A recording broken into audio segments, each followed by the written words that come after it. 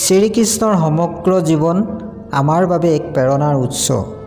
তেওঁৰ জীৱনৰ প্ৰতিটো ঘটনাই এটা গুৰুত্বপূৰ্ণ বাৰ্তা দিয়ে। সেয়া শৈশৱৰ ৰাসলীলাই হওক বা গীতাৰ জ্ঞানেই হওক বা মহাভাৰতৰ যুদ্ধই হওক। ভগৱান শ্ৰীকৃষ্ণৰ জীৱনৰ প্ৰতিটো মুহূৰ্ত মানৱ জাতিৰ বাবে এক শিক্ষা। যদিও আমি সকলোৱে মহাভাৰতৰ গোটেই কাহিনীটো জানো আৰু ইয়াৰ বাহিৰেও আপুনি নিশ্চয় টিভিত মহাভাৰত সঘনাই দেখিছে। মহাভাৰত যুদ্ধৰ এটা ঘটনাই মোক বহুত অনুপ্ৰাণিত কৰে আৰু আশা কৰোঁ আপুনিও উপভোগ কৰিব আৰু হয় আপোনাৰ জীৱন সলনি কৰিব পাৰে। শ্ৰীকৃষ্ণ আৰু ভীষ্ম পিতামহৰ মাজত কথোপকথন। শ্ৰীকৃষ্ণই নিজৰ সমগ্ৰ সৈন্যবাহিনী দুৰ্যোধনৰ হাতত অৰ্পণ কৰিছিল আৰু নিজেই পাণ্ডৱৰ হৈ যুদ্ধ আৰম্ভ কৰিছিল। ভগৱান শ্ৰীকৃষ্ণই অৰ্জুনক প্ৰতিজ্ঞা কৰিছিল যে তেওঁ যুদ্ধত অস্ত্ৰ নলয় আৰু পাণ্ডৱসকলক নিৰস্ত্ৰ বিজয়ী কৰি তুলিব। যুদ্ধৰ নৱম দিনা কৌৰৱৰ সেনাপতি ভীষ্ম পিতামহে চৌদিশে বিধ্বংসী ৰূপ ধাৰণ কৰিছিল। তেওঁ অকলে সমগ্ৰ পাণ্ডৱ সৈন্যক আগুৰি ধৰিছিল। ভীষ্ম পিতামহ নিজৰ কথাত আৰু ব্ৰতত আবদ্ধ হৈ থকা বুলি জনা গৈছিল। তেওঁ বিশ্বাস কৰিছিল যে প্ৰাণ আহুতি দিও তেওঁ দিয়া প্ৰতিশ্ৰুতি পূৰণ কৰিব লাগিব।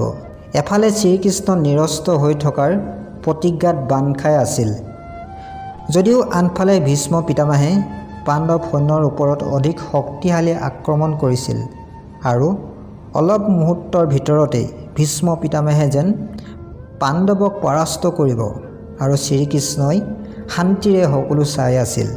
তেওঁ জানিছিল যে অৰ্জুনে ভীষ্ম পিতামহৰ লগত প্ৰতিদ্বন্দ্বিতা কৰিব নোৱাৰে, কিন্তু তেওঁ অৰ্জুনক প্ৰতিশ্ৰুতি দিছিল যে তেওঁ পাণ্ডৱসকলক বিজয়ী কৰিব।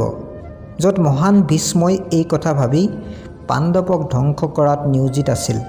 শ্ৰীকৃষ্ণই ভীষ্ম পিতামহক ৰোধ কৰিবলৈ ৰথৰ চকাটো তুলি লৈছিল, কিন্তু ভীষ্মই জানিছিল যে শ্ৰীকৃষ্ণ ঈশ্বৰ। সেইবাবে তেওঁ হাঁহি হাঁহি ধনুকাৰ এফালে ৰাখি হাত ভাঁজ কৰি থিয় হৈ আছিল।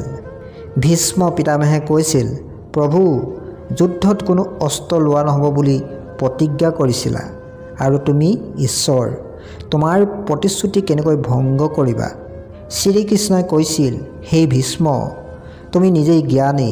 তুমি কেতিয়াও তোমাৰ কথা বা প্ৰতিশ্ৰুতি ভংগ কৰা নাই, সেইবাবে তোমাৰ নাম ভীষ্ম হ'ল।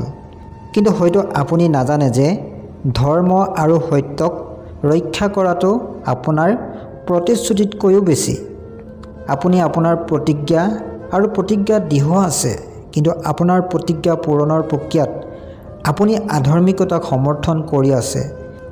মনত ৰাখিব, যেতিয়াই পৃথিৱীত ধৰ্ম ধ্বংস হ'ব, তেতিয়াই মই এই পৃথিৱীত অধৰ্মক ধ্বংস কৰিবলৈ অৱতাৰ লৈ যাম। মানুহ হোৱাৰ বাবে আপুনি আপোনাৰ ব্ৰত ভংগ কৰিব নোৱাৰিলে আৰু অধৰ্মক সমৰ্থন কৰি আছে, কিন্তু মই ঈশ্বৰ হোৱাৰ পিছতো ধৰ্ম ৰক্ষাৰ ব্ৰত ভংগ কৰি আছোঁ।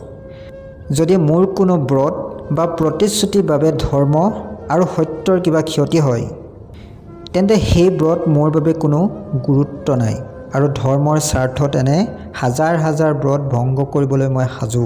যদিও আপোনাৰ সন্মুখত ধৰ্ম ধ্বংস হৈ আছে আৰু আপুনি একো নকৰাকৈ পাপৰ অংশ লৈ আছে, শ্ৰীকৃষ্ণৰ এই বাৰ্তাই হৃদয়ত এক অতি গভীৰ ছাপ পেলাইছে।